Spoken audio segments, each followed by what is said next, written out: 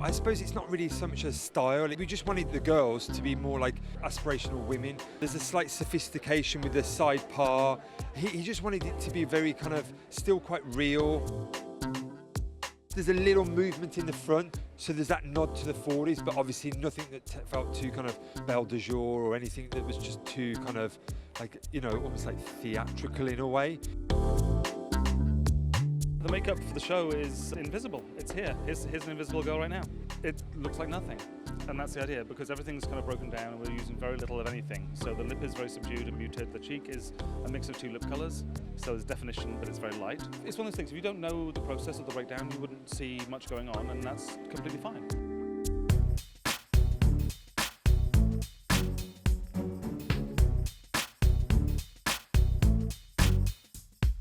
I wanted to create a collection that was extremely wearable, very practical, quite simple, but made out of very interesting materials. I looked for inspiration under a microscope, really, and saw crystals and shark skin under a microscope, different patterns, and created materials from that, as well as created new materials with laser bonding and different types of lace and combining charmeuse and chiffon with laminate and plastics and metallics.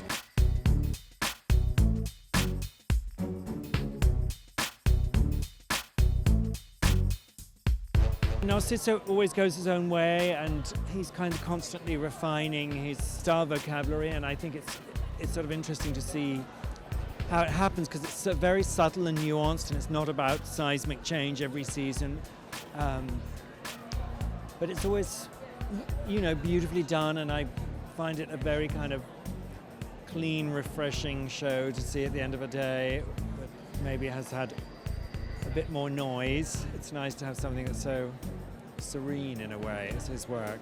They're very thoughtful, quiet clothes. I think they're very beautiful.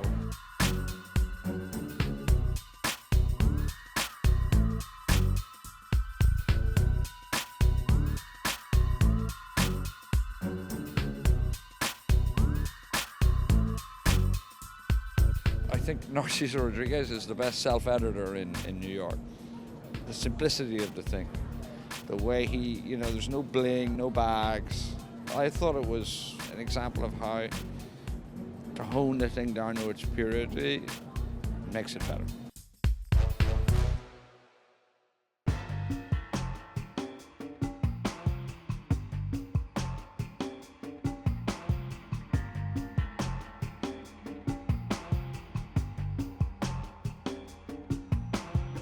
It is a stark contrast. I mean, always a palette of black and white, of course, but there are very beautiful pale pink colors in many shades and in combinations.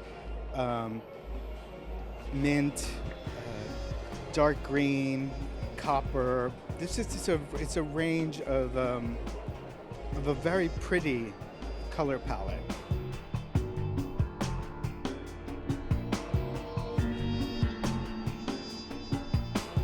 I always think of Narciso as really painting with fabric, and the collection was a perfect example of that. I thought just sort of how he played with positive and negative space. There was this one dress that had like a triangle cut out of it on the back, on the side, that was just so sexy, and also how he played with sheer and also matte fabrics, which is, you know, something we've been seeing a lot of on the runways, but the way he does it is so artful.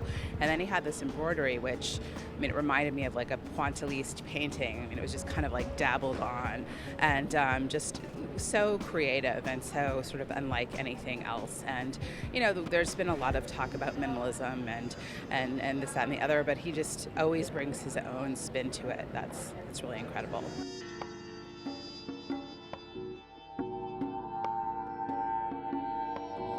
Narciso is one of those designers that has an incredibly strong point of view, and he just kind of hones and refines it every season, and it's always interesting to see where he's going to go within, you know, using his vocabulary. I mean, I think it's beautiful, it's beautifully made, there's a sort of modern elegance to it.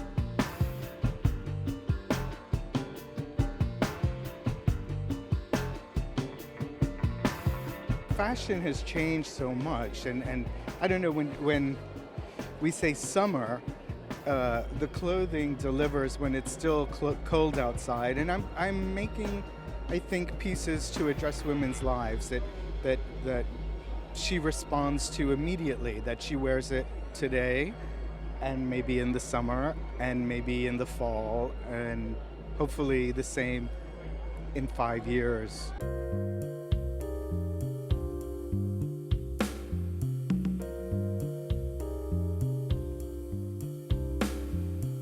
I think he has a very couture approach. You know, he seems to have a real rapport with his customer, and I think he has a sense of that kind of gala lifestyle that he's dressing. I think the techniques are always kind of intriguing, and the way he uses embroideries, and they're very elaborate, beautifully made clothes. So it's kind of intriguing to see that from a young designer, especially.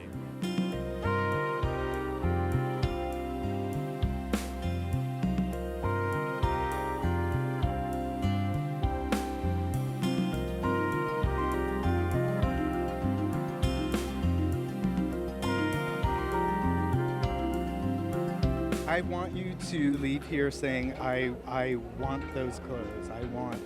I want those shoes. I love that dress. I mean, that's the greatest compliment that you can give a designer. Sometimes fashion can be made for a fantasy, and I'm not really interested in that in any way. I want to celebrate women, and I want to dress them.